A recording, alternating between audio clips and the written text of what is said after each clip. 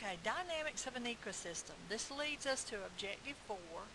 Identify the ways autotrophs, photoautotrophs, chemoautotrophs, and heterotrophs obtain nutrients.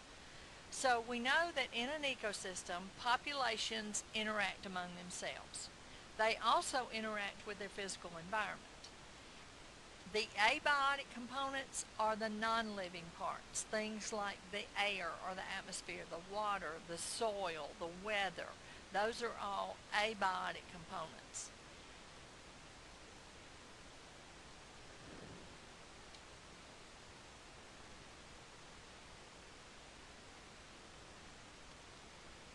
The biotic components are the living things that components of the ecosystem, and we categorize those by their food source, autotrophs and heterotrophs.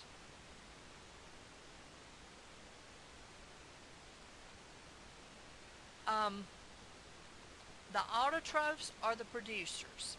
They have an outside energy source, which usually, in the case of photoautotrophs, is the sun, and they carry on photosynthesis to supply their nutrients.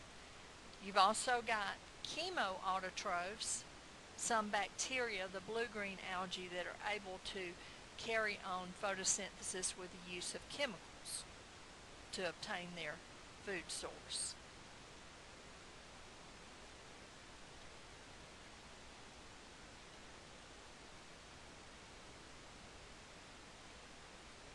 Now, looking at your heterotrophs, we're talking about the consumers. The autotrophs are the producers. These have to eat something. They've got to have some way to get their nourishment.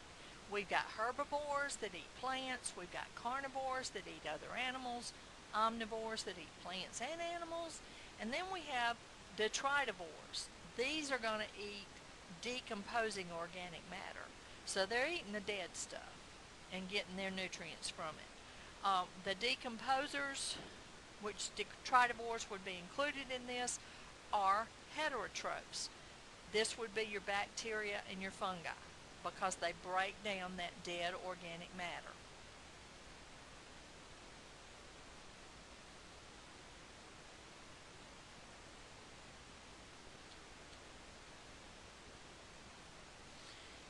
You see here, herbivores, they only eat the plants.